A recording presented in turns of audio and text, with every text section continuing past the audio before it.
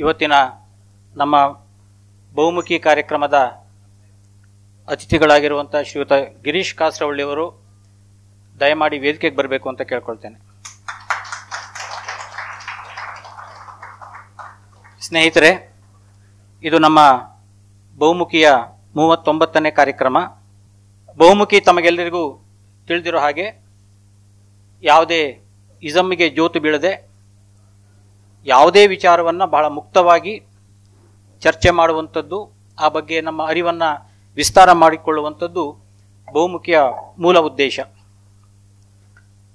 ಈ ನಿಟ್ಟಿನಲ್ಲಿ ಶಿವಮೊಗ್ಗಕ್ಕೆ ಬೇರೆ ಬೇರೆ ಕಾರಣಗಳಿಗೆ ಬರುವಂಥ ಅತಿಥಿಗಳನ್ನು ನಾವು ಆಹ್ವಾನ ಮಾಡ್ತೇವೆ.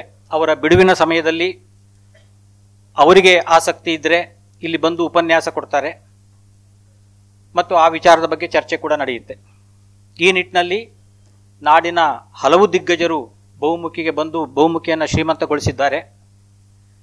ಸರ್, ಇದು ಕೇವಲ ಉಪನ್ಯಾಸ ಮತ್ತು ಚರ್ಚೆ ಮಾತ್ರ ಅಲ್ಲ, ಇಲ್ಲಿ ಚಲನಚಿತ್ರ ಪ್ರದರ್ಶನ ನಡೆಯುತ್ತೆ ಮತ್ತು ನಾಟಕಗಳು ಆಗಾಗ ಶಿವಮೊಗ್ಗದಲ್ಲಿ ನಡೀತಾ ಇರುವಂಥ ಸಂದರ್ಭದಲ್ಲಿ ನಾಟಕದ ಪ್ರೇಕ್ಷಕರ ಜೊತೆಗೆ ಇಲ್ಲಿ ಅವ್ರನ್ನ ಕರೆದುಬಿಟ್ಟು ನಾಟಕದ ಬಗ್ಗೆ ಒಂದು ಚರ್ಚೆ ಕೂಡ ನಾವು ಏರ್ಪಡಿಸ್ತಾ ಇರ್ತೇವೆ.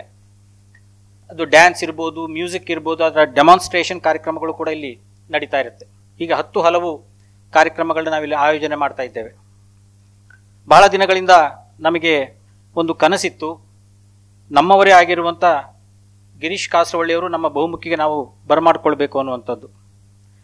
ನಾಳೆ ಒಂದು ಕಾರ್ಯಕ್ರಮದಲ್ಲಿ ಅವರು ಭಾಗವಹಿಸ್ತಾ ಇದ್ದಾರೆ, ಅಭಿರುಚಿ ಕಾರ್ಯಕ್ರಮದಲ್ಲಿ. ಈ ಒಂದು ಅವಕಾಶವನ್ನು ನಾವು ಬಳಸಿಕೊಂಡು ಅವರು ಈ ದಿನ ಮಧ್ಯಾಹ್ನ ನಂತರ ಬಿಡುವಿದ್ದಾರೆ ಅಂತ ಗೊತ್ತಾಗಿ ಅವ್ರನ್ನ ಸಂಪರ್ಕ ಮಾಡಿದಾಗ ಬಹಳ ಪ್ರೀತಿಯಿಂದ ಈ ಕಾರ್ಯಕ್ರಮಕ್ಕೆ ಬರಲಿಕ್ಕೆ ಅವರು ಒಪ್ಕೊಂಡಿದ್ದಾರೆ.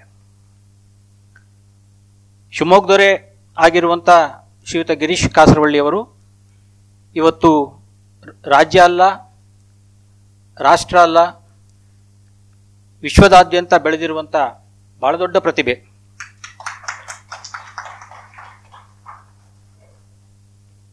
ಅವರು ನಮ್ಮವರು ಅಂತ ಹೇಳ್ಕೊಳ್ಳುವಂಥದ್ದು ನಮ್ಮೆಲ್ಲರಿಗೂ ಕೂಡ ಒಂದು ಹೆಮ್ಮೆಯ ವಿಚಾರ. ಅವರ ಸಿನಿಮಾಗಳ ಬಗ್ಗೆ ಸಾಕಷ್ಟು ಚರ್ಚೆಗಳಾಗಿವೆ, ಈ ಬಗ್ಗೆ ಸಾಕಷ್ಟು ಪುಸ್ತಕಗಳು ಕೂಡ ಬಂದಿವೆ.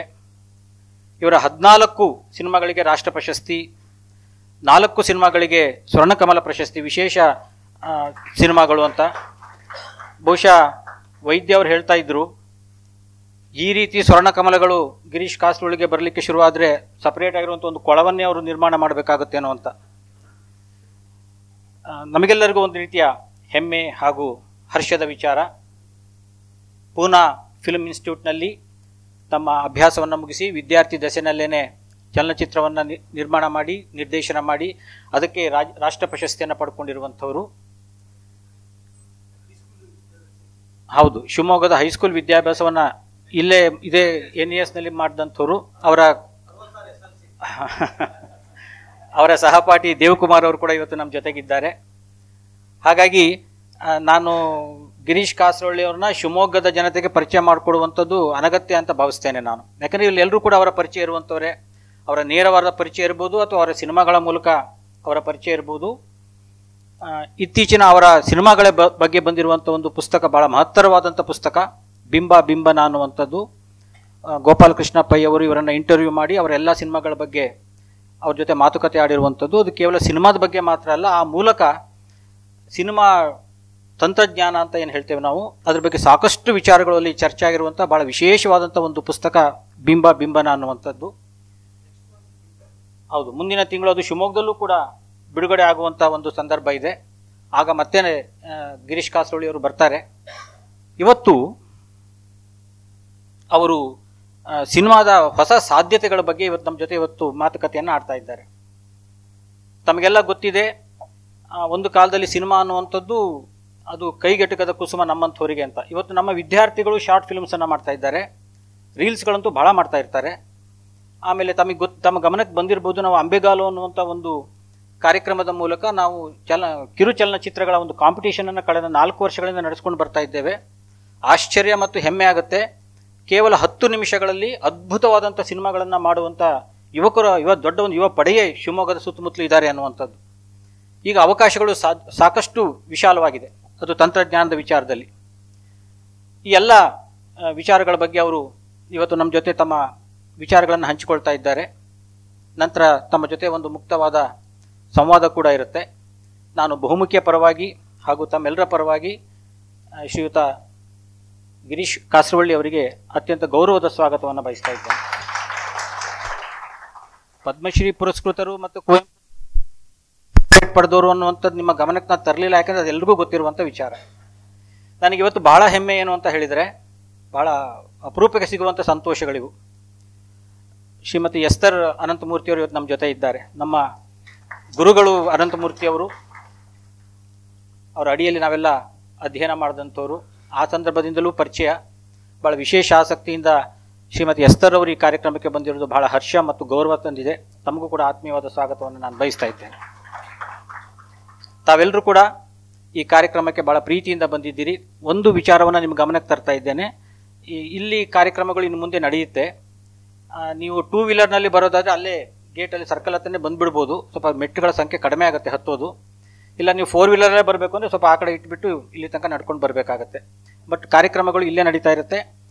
ಸಾಕಷ್ಟು ಕಾರ್ಯಕ್ರಮಗಳನ್ನು ನಡೆಸಿ ಅನ್ನುವಂಥ ಒಂದು ಬೇಡಿಕೆ ಕೂಡ ಬಹುಮುಖಿಗೆ ಪದೇ ಪದೇ ಬರ್ತಾನೆ ಇದೆ. ಈಗ ನನಗೆ ಗೊತ್ತಿರೋ ಹಾಗೆ ಸುಮಾರು 3-4 ಕಾರ್ಯಕ್ರಮಗಳನ್ನ ಪೆಂಡಿಂಗ್ ಇಟ್ಟಿದ್ದೇವೆ. ಅತಿಥಿಗಳು ರೆಡಿ ಇದ್ದಾರೆ, ಬಹುಮುಖಿನಲ್ಲೇ ನಾವು ಮಾತಾಡಬೇಕು ಅಂತ. ಅದು ಮುಂದಿನ ದಿನಗಳಲ್ಲಿ ಖಂಡಿತ ಆ ಒಂದು ವಿಚಾರವನ್ನು ಕಾರ್ಯಕ್ರಮಗಳಲ್ಲಿ ಏರ್ಪಡಿಸೋಣ. ಮತ್ತೊಮ್ಮೆ ತಮ್ಮೆಲ್ಲರಿಗೂ ಕೂಡ ನಾನು ಸ್ವಾಗತವನ್ನು ಬಯಸ್ತಾ ನಮ್ಮ ಇಂದಿನ ಅತಿಥಿಗಳು ನುಡಿಪೀಠಕ್ಕೆ ಅವರನ್ನು ಆಹ್ವಾನಿಸ್ತಾ ಇದ್ದೇನೆ. ಎಲ್ರಿಗೂ ನಮಸ್ಕಾರ.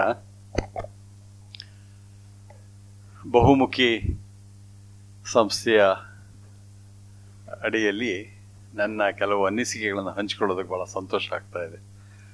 ಬಹುಮುಖಿ ಕಾರ್ಯಕ್ರಮ ನನಗೆ ಬರ್ತಾ ಇತ್ತು, ಬಂದಾಗೆಲ್ಲ ಅನ್ಕೋತಾ ಇದ್ದೆ ಇಂಥ ಒಂದು ಒಳ್ಳೆಯ ವೇದಿಕೆ ಅವಕಾಶ ಸಿಕ್ಕರೆ ನಾನು ನನ್ನ ಅನುಭವಗಳನ್ನು ಅನಿಸಿಕೆಗಳನ್ನು ಹಂಚ್ಕೋಬೇಕು ಅಂಥೇಳಿ ಅದು ಇವತ್ತು ಕಾರ್ಯಗತವಾಗಿದೆ.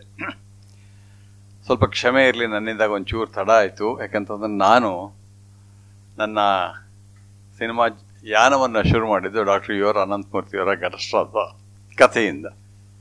ಈಗ ಡಾಕ್ಟರ್ ಯು ಆರ್ ಅನಂತಮೂರ್ತಿಯವರ ಇನ್ನೊಂದು ಕತೆ ಆಕಾಶ ಮತ್ತು ಬೆಕ್ಕು ಅನ್ನೋ ಸಿನಿಮಾ ಮಾಡುವ ಪ್ರಯತ್ನದಲ್ಲಿದ್ದೇನೆ.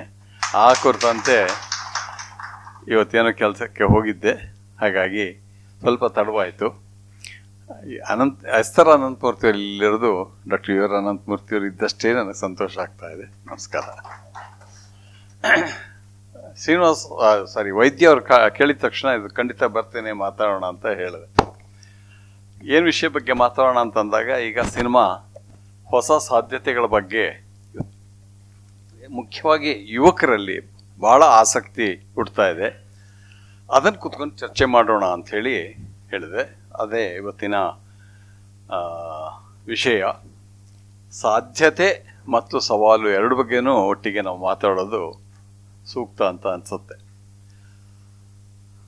ಸಿನಿಮಾದ ಬಗ್ಗೆ ಮಾತಾಡೋ ಕೇವಲ ಕನ್ನಡ ಸಿನಿಮಾ ಅಥವಾ ಇಲ್ಲಿಯ ಲೋಕ ಸಿನಿಮಾದ ಬಗ್ಗೆ ಮಾತಾಡೋದಿಲ್ಲ. ಸಿನಿಮಾದ ಸಮಸ್ಯೆನೇ ಇದು. ನಾವು ಮಾತಾಡೋಕೆ ಶುರು ಮಾಡಿದ್ದಾಗೆ ಜಾಗತಿಕ ಸಿನಿಮಾದ ನೆಲೆಯಲ್ಲಿ ಇಲ್ಲಿಯ ಸಿನಿಮಾ ಕಂಡುಕೊಳ್ತಿರುವಂಥ ನೆಲೆ ಯಾವುದು ಅಂತೇಳಿ ಗುರುತಿಸ್ತಾ ಹೋಗೋದು.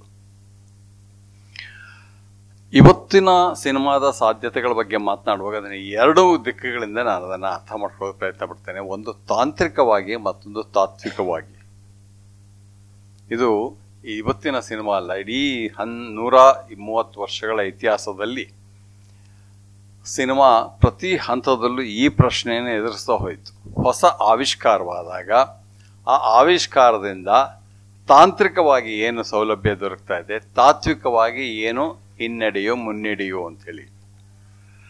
ಆ ನೆಲೆಯಲ್ಲಿ ನಾವು ಇವತ್ತಿನ ಈ ಡಿಜಿಟಲ್ ಕ್ರಾಂತಿಯನ್ನು ಕೂಡ ಅರ್ಥ ಮಾಡ್ಕೊಳ್ಬೇಕಾಗತ್ತೆ. ಯಾಕೆಂತಂದರೆ ಸಿನಿಮಾ ಮಾಧ್ಯಮಕ್ಕಿರುವ ದೊಡ್ಡ ಸಮಸ್ಯೆ ಪ್ರಾಯಶಃ ಯಾವ ಮಾಧ್ಯಮಕ್ಕೂ ಇಲ್ಲ. ಯಾಕಂತಂದರೆ ಇದು ಕೇವಲ ಒಂದು ಕಲಾ ಮಾಧ್ಯಮ ಅಲ್ಲ, ಅದರ ಹಿಂದೆ ಒಂದು ವ್ಯಾಪಾರಿ ಶಕ್ತಿ ಕೆಲಸ ಮಾಡ್ತಾ ಇರುತ್ತೆ. ಪ್ರಾಯಶಃ ಯಾವ ಕಲೆಗೂ ಈ ತರಹದ ಒಂದು ಸಮಸ್ಯೆ ಇಲ್ಲಿ ತನಕ ಎದುರಾಗಿಲ್ಲ. ಒಂದು ಕ್ಷಣದಲ್ಲಿ ಒಂದು ಸಿನಿಮಾ ಆಗ್ತಿರುವಾಗಲೇ ಅದು ಒಂದು ಪ್ರಾಡಕ್ಟ್ ಆಗಿ ನಾವು ನೋಡೋಕೆ ಪ್ರಯತ್ನ ಪಡ್ತಾರೆ ಒಂದು ಗುಂಪು. ಆ ಗುಂಪು ಆ ಸಿನಿಮಾದ ಯಶಸ್ಸನ್ನು ಮತ್ತು ಸೋಲನ್ನು ವ್ಯಾಪಾರೀಕರಣಗೊಳಿಸ್ತಾ ಹೋಗ್ತಾರೆ. ಹಾಗಾಗಿ ಸಾಧ್ಯತೆಗಳ ಬಗ್ಗೆ ಮಾತನಾಡುವಾಗ ಈ ಸವಾಲುಗಳನ್ನು ನಾವು ಹೇಗೆ ಎದುರಿಸ್ತಾ ಹೋಗ್ತೀವಿ ಅನ್ನೋದನ್ನು ಅರ್ಥ ಮಾಡ್ಕೊಳ್ತಾ ಹೋಗಬೇಕು. ಸಿನಿಮಾದ ದೊಡ್ಡ ಸಮಸ್ಯೆ ಮುಂಚಿನಿಂದಲೂ ಅದೊಂದು ತಂತ್ರಜನ್ಯ ಕಲೆ ಆದ್ದರಿಂದ ಅದರ ತಾಂತ್ರಿಕ ಪರಿವೇಶವೇ ಸಿನಿಮಾಕ್ಕೆ ತೊಡಕಾಗ್ತಾ ಇತ್ತು. ಕೇವಲ ಒಂದು ತಲೆಮಾರಿನ ಹಿಂದೆ ಸಿನಿಮಾ ಮಾಡೋರಿಗೆ ಎಲ್ರಿಗೂ ಆ ಕ್ಯಾಮ್ರಾ ಕಂಡ್ರೆ, ಆ ಲೈಟ್ಸ್ ಕಂಡ್ರೆ, ಆ ಒಂದು ಸೆಟ್ ಕಂಡ್ರೆ ಭಯ ಆಗ್ತಾ ಇತ್ತು. ಯಾಕಂತಂದ್ರೆ ನಮಗೆ ಅರ್ಥವಾಗದ ಒಂದು ಪ್ರಪಂಚವಾಗಿ ಉಳಿತಾ ಇತ್ತು. ಇವತ್ತು ಅದಿಲ್ಲ. ವಿಜುವಲ್ ಅಂತಂದ್ರೆ ಏನು, ಅದರ ಪರಿಕರಗಳೇನು, ಅದನ್ನ ಎಲ್ಲರೂ ಬೆರಳ ತುದಿಯಲ್ಲಿ ಆಟ ಆಡಿಸ್ತಾ ಇದ್ವಿ. ಯಾಕಂತ ನಮ್ಮ ಮೊಬೈಲ್ ಫೋನೇ ಅದು ನಮಗೆಲ್ಲ ಕಲ್ಸ್ಕೊಡುತ್ತೆ. ಹಾಗಿರುವಾಗ ಸಿನಿಮಾ ಅಥವಾ ಈ ದೃಶ್ಯ ಮಾಧ್ಯಮ ಹೊಸ ಸಾಧ್ಯತೆಗಳನ್ನು ಯಾವ ರೀತಿಯಲ್ಲಿ ಬಳಸ್ಕೊಳ್ಬಹುದು ಅನ್ನೋದ್ರ ಬಗ್ಗೆ ನಾವು ಯೋಚನೆ ಮಾಡ್ತಾ ಹೋಗ್ಬೇಕು. ನನಗೆ ಅನೇಕ ವೇಳೆ ಅನ್ಸುತ್ತೆ, ಈ ಒಂದು ಪ್ರಾವರ್ಬ್ ಇದೆ ಗೊತ್ತಾ, ಮಗನ ಕೈಲಿ ಈ ಮಾಣಿಕ್ಯ ಅಲ್ಲ, ಈ ಜಾಯ್ಸ್ಟಿಕ್ ಕೊಟ್ಟ ಹಾಗೆ ಅಂತ. ಅದು ಏನೇನೋ ಆಟ ಆಡ್ತಾ ಇರೋದು, ಅದು ಬಂದಿದ್ದೆಲ್ಲ ತೆರೆ ಮೇಲೆ ಬರ್ತಾ ಹೋಗುತ್ತಲ್ಲ, ಅದು ಕಲೆ ಆಗಬಾರ್ದು ಅಥವಾ ಅದೇ ಪ್ರಾಡಕ್ಟ್ ಆಗಬಾರ್ದು. ಆ ಥರ ಆಗ್ತಿದೆಯೋ ಅನ್ನೋ ಅನುಮಾನ ನನಗೆ ಭಾಳ ಬರ್ತಾ ಹೋಗುತ್ತೆ. ಯಾಕೆ ಹೀಗೆ ಅನಿಸುತ್ತೆ ಅನ್ನೋದು ಹೇಳ್ತೇನೆ. ಸಿನಿಮಾದಲ್ಲಿ ನಮ್ಮ ದೊಡ್ಡ ಸಮಸ್ಯೆ ಬರುತ್ತೆ ತಂತ್ರ ಮತ್ತು ಆಕೃತಿ, ಅಥವಾ ವಸ್ತು ಮತ್ತು ಕಂಟೆಂಟ್ ಅಂಡ್ ದ ಕಂಟೈನರ್ ಅಂತ ಸತ್ಯಜಿತ್ರ ಅವ್ರು ಹೇಳ್ತಾ ಇರ್ತಾರೆ. ನಾವು ವಸ್ತು ಮತ್ತು ರೂಪ ಅಂತೀವಿ, ಫಾರ್ಮ್ ಅಂಡ್ ಕಂಟೆಂಟ್ ಅಂತೀವಿ. ಅದನ್ನೆಲ್ಲ ಅರ್ಥ ಮಾಡ್ಕೊಳ್ಳೋದು ಭಾಳ ಸುಲಭವಾದದ್ದು ಈ ಸತ್ಯಜಿತ್ರ ಅವರು ಬಳಸೋ ಈ ಶಬ್ದ container and content and the container ಅಂತ. ಭಾಳ ಸುಲಭವಾಗುತ್ತೆ. ಕಂಟೆಂಟ್ ಎಲ್ಲಿರುತ್ತೆ, ಕಂಟೈನರ್ ಒಳಗಿರುತ್ತೆ. ಕಂಟೈನರ್ ಒಂದೇ ಇದ್ದು ಕಂಟೆಂಟ್ ಇಲ್ಲದೆ ಇದ್ರೆ ಏನಾಗುತ್ತೆ, ಆ ಕಂಟೈನರನ್ನು ನಾವು ಬದಿಗಿಡ್ತೀವಿ, ಅದನ್ನು ಉಪಯೋಗಿಸೋದಿಲ್ಲ. ಅದರಿಂದ ಕಂಟೆಂಟ್ ಇರ್ಬೇಕಾದ್ರೆ ಕಂಟೈನರ್ ಬೇಕು, ಕಂಟೈನರಿಗೆ ವ್ಯಾಲ್ಯೂ ಬರ್ಬೇಕಾದ್ರೆ ಕಂಟೆಂಟ್ ಇರಬೇಕು. ಆ ಥರದ ಸಂಬಂಧ ಇವತ್ತಿನ ಹೊಸ ತಾಂತ್ರಿಕ ಅನ್ವೇಷಣೆಯಲ್ಲಿ ಯಾವ ರೀತಿಯಲ್ಲಿ ರೂಪುಗೊಳ್ಳುತ್ತಾ ಇದೆ ಅನ್ನೋದು ಯೋಚನೆ ಮಾಡಿದಾಗ ಸ್ವಲ್ಪ ಆತಂಕದ ವಿಷಯವಾಗಿ ಕಾಣುತ್ತೆ. ಇದು ಒಂದು ರೀತಿಯಲ್ಲಿ ಹೊಸ ತಂತ್ರಜ್ಞಾನ ಏನಿದೆ, ಡಿಜಿಟಲ್ ಟೆಕ್ನಾಲಜಿ, ಸಿನಿಮಾವನ್ನ ಒಂದು ಹಿಡಿತದಿಂದ ತಪ್ಪಿಸಿ ಡೆಮಾಕ್ರಟೈಸ್ ಮಾಡಿದೆ ಅಂತ ನಾವು ಮಾತಾಡ್ತೀವಿ. ಅದು ನಿಜವೂ ಕೂಡ. ಇವತ್ತು ಯಾರು ಬೇಕಾದರೂ ಸಿನಿಮಾವನ್ನು ಮಾಡಬಹುದು, ಯಾರು ಬೇಕಾದರೂ ಸಿನಿಮಾದ ಒಂದು ಗೋಪ್ಯವು ಇತ್ತಲ್ಲ, ಆ ಗೋಪ್ಯ ಇಲ್ಲ ಇವತ್ತು.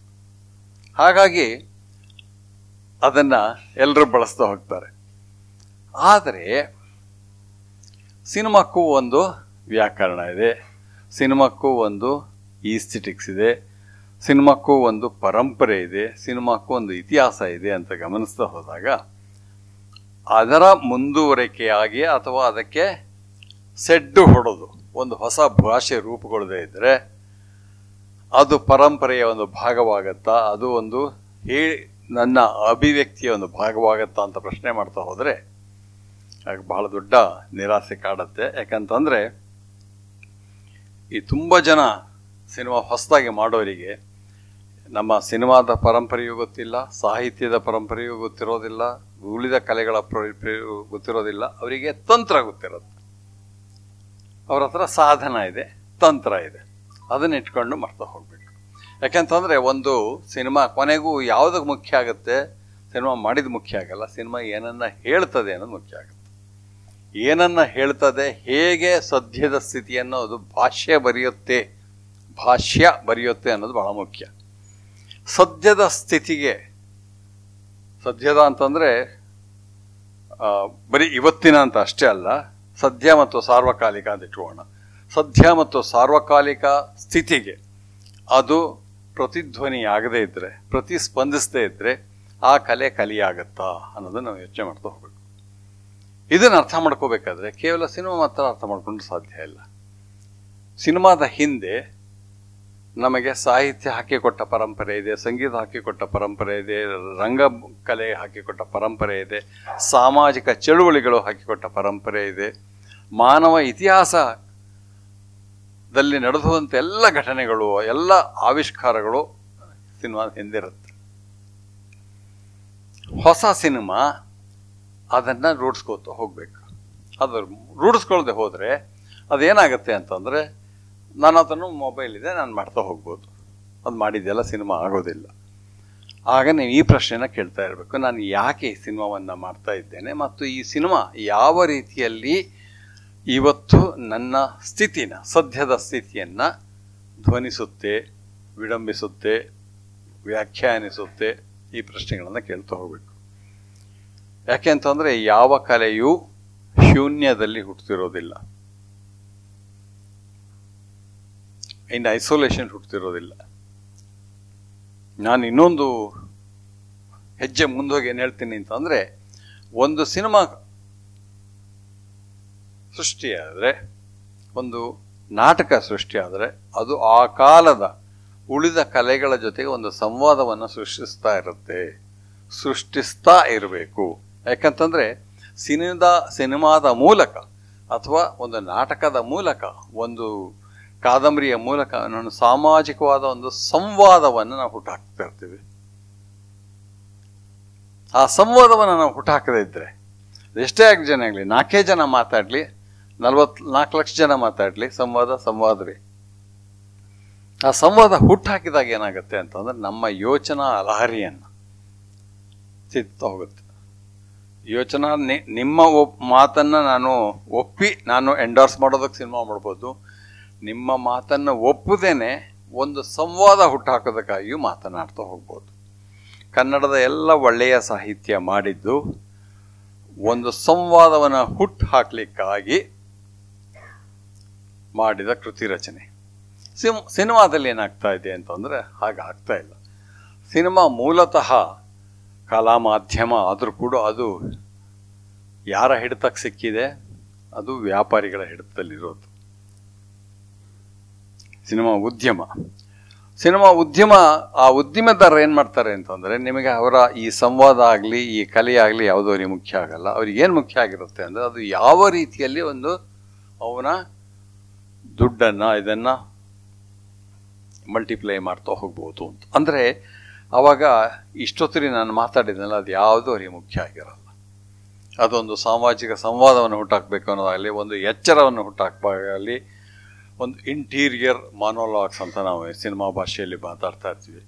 ಪ್ರತಿ ಸಿನಿಮಾವನ್ನು ಒಂದು ಇಂಟೀರಿಯರ್ ಇದನ್ನು ಹುಟ್ಟಾಕ್ತಾ ಇರುತ್ತೆ, ಮಾನೋಲಾಗನ್ನು ಹುಟ್ಟಾಕ್ತಾ ಇರುತ್ತೆ ಅಂತ. ಯಾಕಂದರೆ ಡೈಲಾಗ್ ಅಲ್ಲ, ಮಾನೋಲಾಗ್. ನಮ್ಮ ಜೊತೆಗೆ ನಾವು ಮಾತಾಡ್ಕೋತಾ ಇರ್ತೀವಿ. ಈ ಸಿನಿಮಾ ಹೇಳ್ತಿರೋ ಸರಿ ಅಂತ ಒಂದು ಮನಸ್ಸು ಹೇಳಿದರೆ, ಅದೇ ಇನ್ನೊಂದು ಮನಸ್ಸು ಈ ಮನಸ್ಸು ಹೇಳ್ತಿರೋ ಸತ್ಯ. ಸೊ ಅವಾಗೇನಾಗುತ್ತೆ, ಆ ಸತ್ಯ ಸುಳ್ಳು ಅಂತ ಹೇಳ್ತಾನೆ ನಮಗೆ ವಿಷಯದ ಬಗ್ಗೆ ಒಂದು ಕ್ಲಾರಿಟಿ ಬರುತ್ತೆ. ನಿಮಗೆ ಏನಿಸ್ಕೋದು, ಇದು ಗೊತ್ತಿರಬೇಕು, ರೆನೋಸೆರಸ್ ನಾಟಕ, ಅದರಲ್ಲಿ ಈ ಥರದೊಂದು ಸಂವಾದ ಬರುತ್ತೆ. ಹಿಂಗೆ ಹೋಯ್ತಾ ರೆನೋಸೆರಸ್, ಇದು ಹೀಗೆ ಹೋಯ್ತಾ ಅಂತ ತುಂಬ ಚರ್ಚೆ ಆಗ್ತಾ ಹೋಗುತ್ತೆ.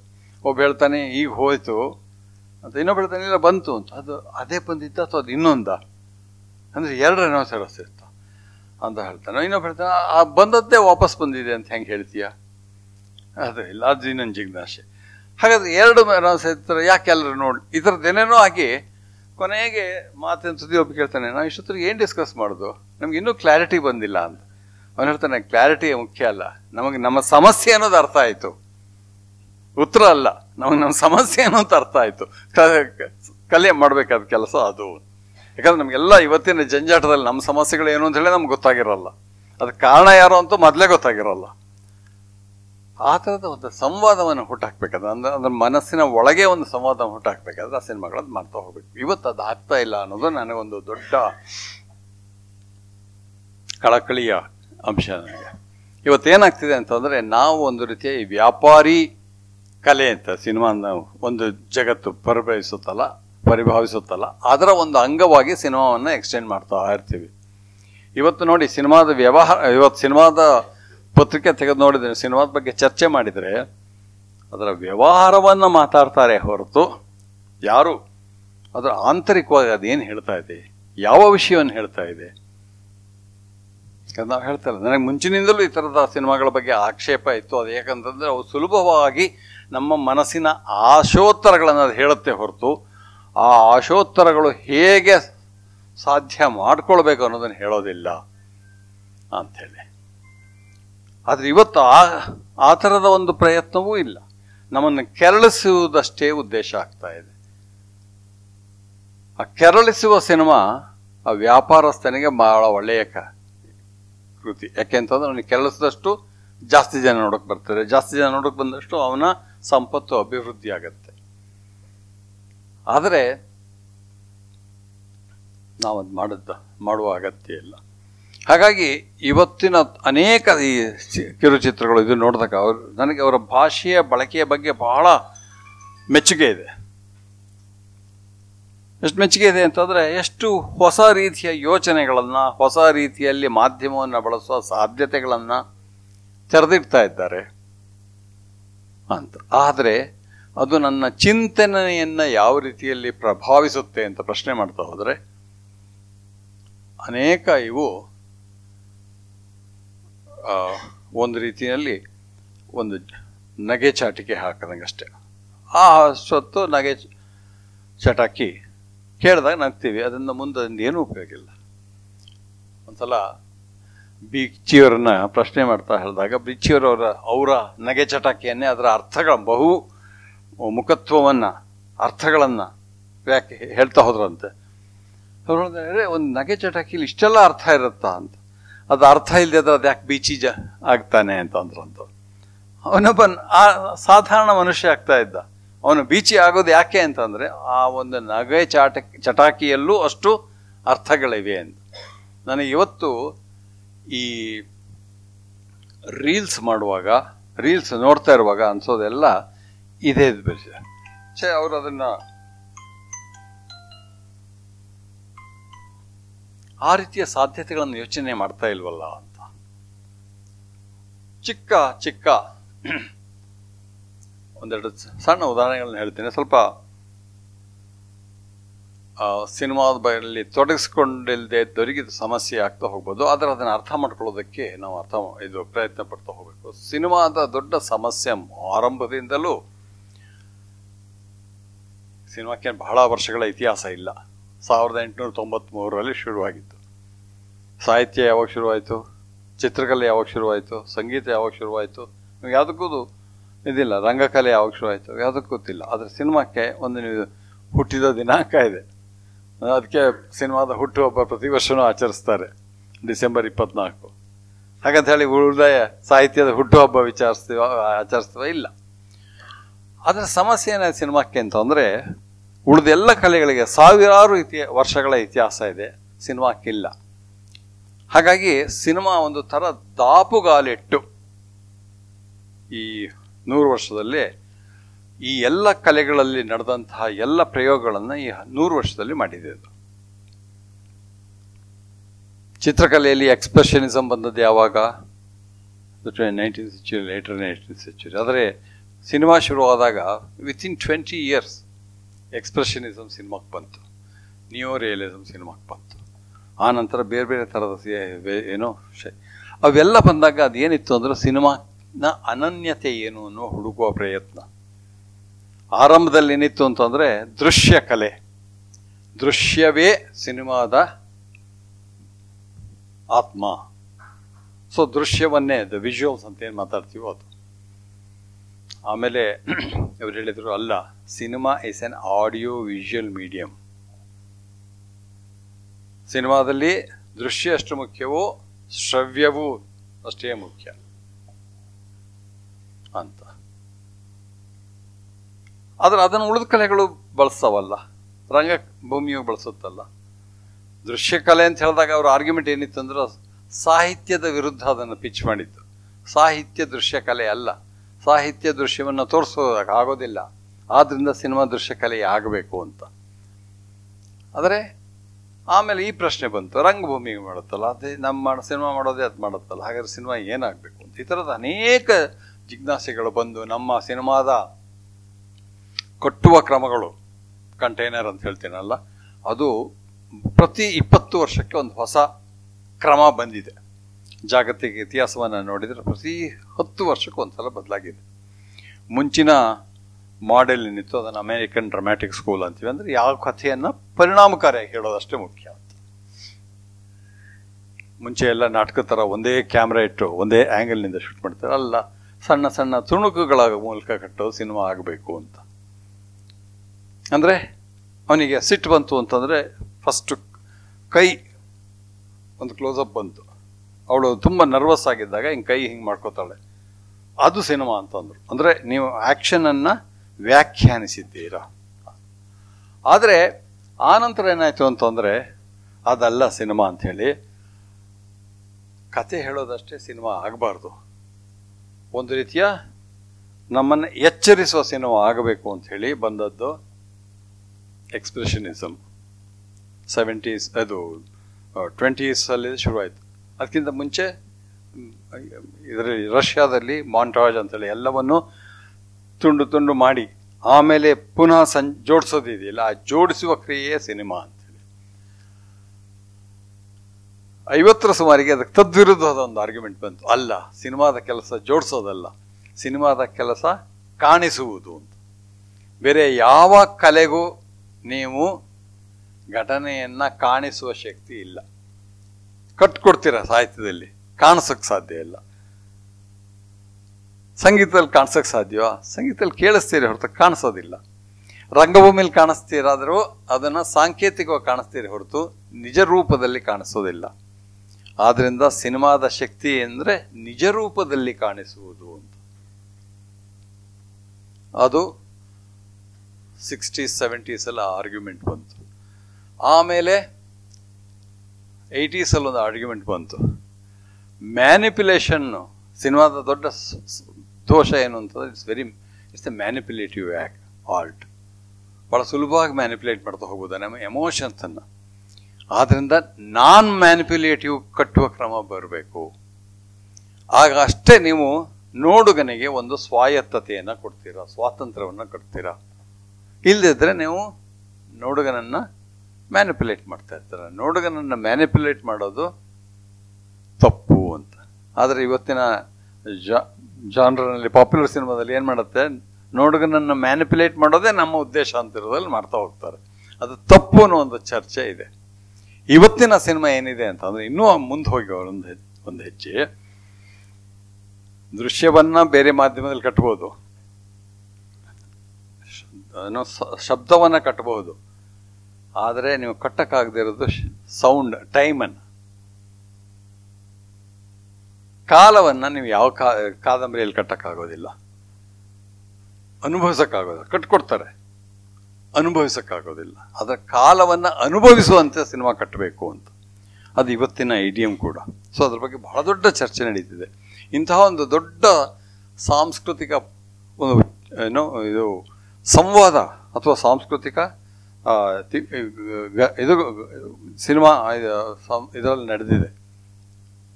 ಆದರೆ ನಾವು ಹೇಳೋದಲ್ಲ, ಈ ಯಾವುದು ಈ ಕಿರುಚಿತ್ರಗಳಾಗಲಿ ಅಥವಾ ರೀಲ್ಸ್ ಆಗಲಿ, ಅವರಿಗೆ ಇದು ಯಾವುದೋ ಮುಖ್ಯ ಆಗಿರಲ್ಲ.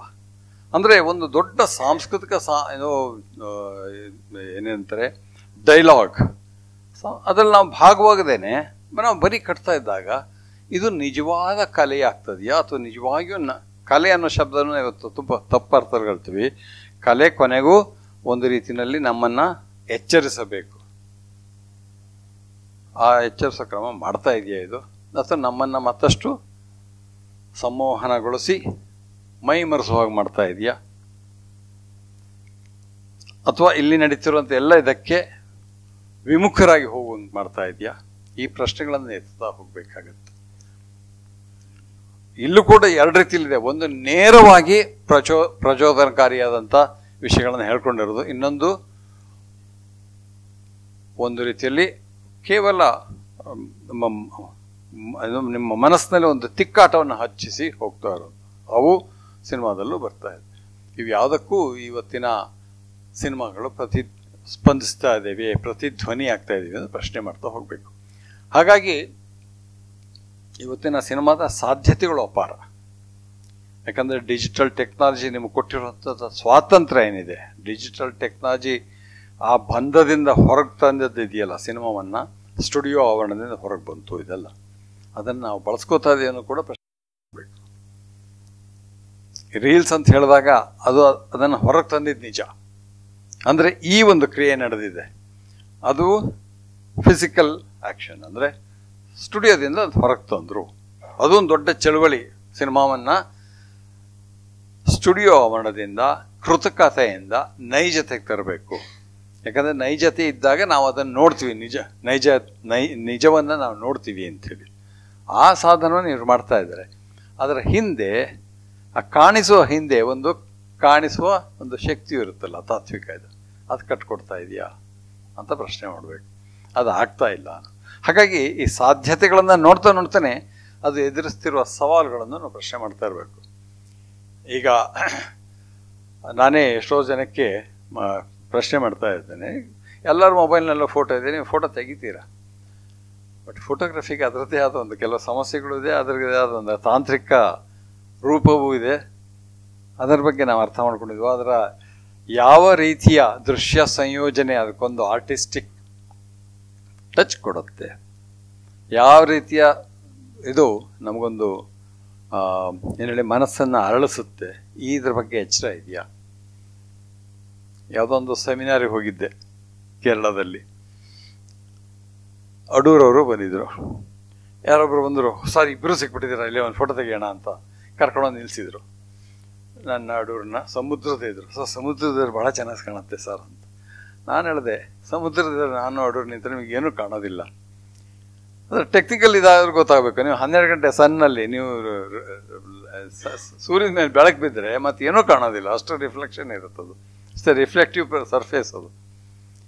ನಿಮಗೆ ತಂತ್ರ ಗೊತ್ತು, ಅದರ ತಂತ್ರದ ಹಿಂದಿನ ತಾತ್ವಿಕತೆ ಗೊತ್ತಿಲ್ಲ, ಹಾಗೆ ಅಂತ.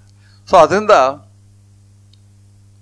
ಬರೀ ಒಂದು ರೀಲ್ಸ್ ಮಾಡೋದಾಗಲಿ ಶಾರ್ಟ್ ಫಿಲ್ಮ್ ಮಾಡೋದಾಗಲಿ ಅಲ್ಲ, ಅದನ್ನು ನಾವು ಯಾವ ರೀತಿಯಲ್ಲಿ ನಮ್ಮ ಇದನ್ನು ಅರಿವನ್ನು ಹೆಚ್ಚೋದಕ್ಕೆ ಬಳಸ್ಕೋತೀವಿ ಅಂತ ಅದು ಹೇಳಿದಾಗ ನಾವು ಪುನಃ ವಾಪಸ್ಸು ಉಳಿದ ಕಲೆಗಳ ಬಗ್ಗೆನೇ ಯೋಚನೆ ಮಾಡಬೇಕಾಗತ್ತೆ. ಅದು ಹೇಗೆ ಬಳಸ್ಕೋತಾ ಇದೆ ಆ ಎಚ್ಚರ ಇಲ್ಲದೆ ನಾವು ಐಸೋಲೇಷನ್ನೇ ಮಾಡ್ತಾ ಇದ್ರೆ ಅದೊಂದು ಸಂವಾದವನ್ನು ಹುಟ್ಟಾಕೋಕ್ಕೆ ಸಾಧ್ಯ ಇಲ್ಲ. ಇದು ಭಾಳ ಭಾಳ ಮುಖ್ಯವಾದ ಇದನ್ನು ನಾವು ಅರ್ಥ ಮಾಡ್ಕೋಬೇಕು. ಅವ್ರು ನಿಜ ತುಂಬ ಜನ ಹುಡುಗರಿಗೆ ಉಮೇದಿದೆ ಅಂತ ಹೇಳ್ತೀವಲ್ಲ, ಉಮೇದಿದೆ, ಹೊಸ್ತು ಮಾಡಬೇಕಿದೆ.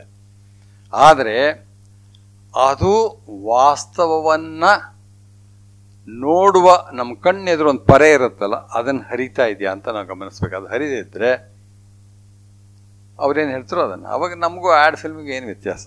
ಅಡ್ವರ್ಟೈಸ್ಮೆಂಟ್ ಫಿಲ್ಮಲ್ಲಿ ಎಲ್ಲ ಸುಳ್ಳು ಹೇಳ್ತಿರ್ತೀವಿ, ನಾವು ಅದನ್ನು ಒಪ್ಕೋತಾ ಇರ್ತೀವಿ. ಅಡ್ವರ್ಟೈಸ್ಮೆಂಟ್ ಫಿಲ್ಮ್ಸಲ್ಲಿ ಬೇಸಿಕ್ ಟ್ಯಾಗ್ಲೈನ್ ಏನು ಗೊತ್ತಾ? ಒಂದು ಒಳ್ಳೆಯ ಅಡ್ವರ್ಟೈಸ್ಮೆಂಟ್ ಫಿಲ್ಮ್ ಯಾವುದು ಅಂತಂದರೆ, ಯಾವ ಅಡ್ವರ್ಟೈಸ್ಮೆಂಟ್ ಫಿಲ್ಮ್ ಫ್ರಿಜ್ಜನ್ನು ಎಸ್ಕಿಮೋಗಳಿಗೆ ಮಾರಕ್ಕೆ ಸಾಧ್ಯ ಆಗುತ್ತೋ ಅದು ಭಾಳ ಒಳ್ಳೆಯ ಆ್ಯಡ್ ಫಿಲ್ಮ್ ಅಂತ. ನಾವು ಮಾಡ್ತಿರೋದು ಅದೇ. ಯಾವ ಫಿಲ್ಮನ್ನು ಜನಪ್ರಿಯ ಆಗುತ್ತೆ ಅದೇನು ಮಾಡುತ್ತೆ, ನಮ್ಗೆ ಗೊತ್ತಿರೋದನ್ನೇ ಮತ್ತಷ್ಟು ರುಚಿಕರವಾಗಿ ಹೇಳಿ ಅದಿಲ್ಲದೆ ನಮ್ಮ ಜೀವನ ಅಪೂರ್ಣ ಅಂಥೇಳಿ ಭಾವಿಸಿ ಮಾಡ್ಕೋತಾ ಇರ್ತಾರೆ. ಅದು ನಿಜ ಅಲ್ಲ. ಇವನು ಹೇಳ್ತಿರೋದಲ್ಲಿ ಅನುಮಾನದಿಂದ ನೋಡುವಂತಹ ಒಂದು ಈ ಮಾತು ಹೇಳುವಾಗ ಯಾವಾಗಲೂ ಅನಂತಮೂರ್ತಿಯವ್ರ ಮಾತು ನೆನಪಾಗ್ತಾ ಇರುತ್ತೆ. ನಮಗೆ ಹೇಳುವಾಗ ಕೂಡ ಕಡಾಖಂಡಿತವಾಗಿ ನಮ್ಗೆ ಗೊತ್ತಿರುವಾಗ ಕೂಡ ನಮಗೆಲ್ಲೋ ಒಂದು ಕಡೆ ಒಳಗಡೆ ಅನುಮಾನ ಇರಬೇಕು ಅಂತ. ಅದು ಇಲ್ಲದಿದ್ದರೆ ನಾನು ಹೇಳಿದ್ದೆ ಸತ್ಯ, ಹಾಗಲ್ಲ. ಸತ್ಯ ನಾನು ಹೇಳ್ತಾ ಇರೋದಕ್ಕಿಂತಲೂ ಮಿಗಿದಾಗಿದ್ದು ಇರಬಹುದೇನೋ ಅಂತ ಅನುಮಾನದಲ್ಲಿ ನಾವು ಗ್ರಹಿಸ್ತಾ ಇರಬೇಕು ಜಗತ್ತನ್ನು ಅಂತ. ಹಾಗೆ ಆ ಥರದ ಇದನ್ನು ಹುಡುಕುವ ಪ್ರಯತ್ನ ಸಿನಿಮಾದಲ್ಲಿ ಆಗ್ತಾ ಇದೆಯಾ, ಹೊಸ ಸಿನಿಮಾಗಳಲ್ಲಿ, ಕಿರುಚಿತ್ರಗಳಲ್ಲಿ. ಇಲ್ಲಿ ಯಾರಾದರೂ ಕಿರುಚಿತ್ರ ಮಾಡೋರಿದ್ದರೆ ಇದನ್ನು ಗಮನದಲ್ಲಿ ಇಟ್ಕೊಳ್ಳಿ ಅಂತ. 2, ನಮ್ಮ ಸಿನಿಮಾದ ಪರಂಪರೆ, ಅದು ನಡೆದು ಬಂದ ದಾರಿ, ಅದು ಯಾವ್ದ್ಯಾವುದು ಹುಡುಕಾಟಗಳನ್ನು ನಡೆಸಿದೆ ಅನ್ನೋದು ಗಮನದಲ್ಲಿ ಇಟ್ಕೊಳ್ಳಿ. 2, ಉಳಿದ ಕಲೆಗಳಲ್ಲಿ ಇದೇ ಅಂಶಗಳು ಯಾವ ರೀತಿಯಲ್ಲಿ ಅಭಿವ್ಯಕ್ತಗೊಳ್ತಾ ಇದೆ ಮತ್ತು ಆ ಕಲೆಗಳು ಸಿನಿಮಾಕ್ಕೂ ಯಾವ ರೀತಿಯ ಸಂಬಂಧವನ್ನು ನಾವು ಸೃಷ್ಟಿ ಮಾಡ್ಕೊಳ್ಬೋದು ಅಂತ ಹುಟ್ಕೋತಾ ಬರಬೇಕು. 3ನೇದು, ಸಾಮಾಜಿಕ ಸನ್ನಿವೇಶಗಳು, ಚಳುವಳಿಗಳು, ಸಂದರ್ಭಗಳು, ಇದು ಏನನ್ನ ಎತ್ಕಟ್ತಾ ಇದೆ, ಎತ್ತಿ ನಮಗೆ ತೋರಿಸ್ತಾ ಇದೆ ಅನ್ನೋದು ಇರಬೇಕು. 4ನೇದು, ಇವೆಲ್ಲವನ್ನು ಮೀರಿದ ಒಂದು ಆನಂದದ ಅನುಭವವನ್ನು. ಆನಂದ ಅಂತಂದರೆ ನಮ್ಮಲ್ಲಿ ಎಷ್ಟೋ ಜನ ಎಂಟರ್ಟೈನ್ಮೆಂಟ್ ಅಂತ ಹೇಳ್ತಾರೆ. ಆನಂದಕ್ಕೂ ಎಂಟರ್ಟೈನ್ಮೆಂಟ್ಗೂ ಭಾಳ ದೊಡ್ಡ ವ್ಯತ್ಯಾಸ ಇದೆ. ಆನಂದ ಅಂದರೆ ಅದು ಎನ್ಲೈಟನ್ಮೆಂಟು ಸೇರ್ಕೊಳ್ಳುತ್ತೆ ಅದರೊಳಗೆ. ಬರೀ ಎಂಟರ್ಟೈನ್ಮೆಂಟ್ ಇಲ್ಲ, ಎಂಟರ್ಟೈನ್ಮೆಂಟು ಇರುತ್ತೆ, ಎನ್ಲೈಟನ್ಮೆಂಟು ಇರುತ್ತೆ. ನೋಡ್ತಾ ನೋಡ್ತಾ ನನಗೊಂದು ಯಾವ ಕೃತಿ ನೋಡಿದ ಮೇಲೆ ಅಥವಾ ಓದಿದ ಮೇಲೆ ನಾನು ಒಂದು ಇಂಚು ಬೆಳೆದ್ನೇ ಅನಿಸುತ್ತೋ ಅದು ಭಾಳ ಒಳ್ಳೆಯ ಕೃತಿಯಿಂದ ಹೇಳೋ ಒಂದು ಮಾತಿದೆಯಲ್ಲ, ಅನಿಸ್ಬೇಕು. ಹಾಗೆ ನನಗೆ ಇದು ಮಾತಾಡಿದಾಗೆಲ್ಲ ಅನೇಕ ವೇಳೆ ಈ ಹೇಗೆ ಹಾಸ್ಯೋತ್ಸವದಲ್ಲಿ ಟೈಮ್ಸ್ ಕಳಿಯೋದಕ್ಕೆ ಕದ್ಕೋತೀವಲ್ಲ, ಖುಷಿಯಾಗಿರುತ್ತೆ. ಅದೇನೋ ಹಳೆ ಜೋಕ್ಸೇ ರಿಪೀಟ್ ಮಾಡ್ತಾರೆ, ಖುಷಿಯಾಗಿ ಹೊರಟೋಗ್ತೀವಿ. ಒಂದು ಇಂಚೂ ಕೂಡ ನಾವು ಬೆಳೆದಿರೋದಿಲ್ಲ, ಅದೇ ಹಳೆಯ ಮಾತುಗಳನ್ನೇ ಕೇಳಿರ್ತೀವಿ, ಅದೇ ಹಳೆ ಜೋಕ್ಗಳನ್ನ. ಆ ಥರ ಆಗ್ತಿದೆಯೋ ಅನ್ನೋ ಒಂದು ಅನುಮಾನ ಇದೆ. ಆದರೆ ಇವತ್ತಿನ ಸಿನಿಮಾ ವಾಸ್ತವವನ್ನು ಬೆರಗುಗಣ್ಣಿನಿಂದ, ಬಿಟ್ಟ ಕಣ್ಣಿನಿಂದ ನೋಡುವ ಸಾಧ್ಯತೆಯನ್ನು ತೋರಿಸ್ಕೊಟ್ಟಿದೆ. ಅದನ್ನು ನಾವು ಬೆಳೆಸ್ಕೋಬೇಕು. ಮತ್ತೊಂದು ಕತೆ ಹೇಳೋದಲ್ಲಿ ಕೊನೆಗೂ ಸಿನಿಮಾ ಕತೆ ಹೇಳುವ ಸಾಧನ ಆಗಬಾರ್ದು ಅನ್ನೋದು ನಮ್ಮ ಮುಂಚಿನಿಂದಲೂ ನನ್ನ ನಿಲುವು. ಕಥೆ ಅಲ್ಲ, ಕಥಾನಕ, ಡಿಸ್ಕೋರ್ಸ್. ಅಂದರೆ ಆ ಕಥೆಯ ಮೂಲಕ ಇನ್ನೇನೋ ಒಂದು ಹೇಳೋಕ್ಕೆ ಸಾಧ್ಯವಾಗದೇ ಇದ್ದರೆ ಆ ಸಿನಿಮಾ, ಆ ಸಾಹಿತ್ಯ, ಆ ರಂಗಕೃತಿ ವೇಸ್ಟ್ ಆಫ್ ಟೈಮ್ ಅಂತೇಳಿ ನಾನು ತಿಳ್ಕೊಂಡಿರೋದು. ಹಾಗಾಗಿ ಆ ಬೆರಗನ್ನು, ಆ ಒಂದು ಅರಿವನ್ನು ಹೆಚ್ಚೋ ರೀತಿಯಲ್ಲಿ ಸಿನಿಮಾ ಕಟ್ಟಬೇಕು. ಈ ಹೊಸ ಭಾಷೆ, ಹೊಸ ತಾಂತ್ರಿಕ ಇದೆಲ್ಲವೂ ನಮಗೆ ತಂದುಕೊಟ್ಟಿದೆ. ಅದನ್ನು ಅರ್ಥಕೊಂಡ್ರೆ ನಾವು ಹುಡುಕುವ ಪ್ರಯತ್ನವನ್ನು ಮಾಡಬೇಕು ಅಂಥೇಳಿ ಇದು ಹೇಳ್ತಾ ನನ್ನ ಮಾತನ್ನು ಮುಗಿಸ್ತೇನೆ. ನಮಸ್ಕಾರ.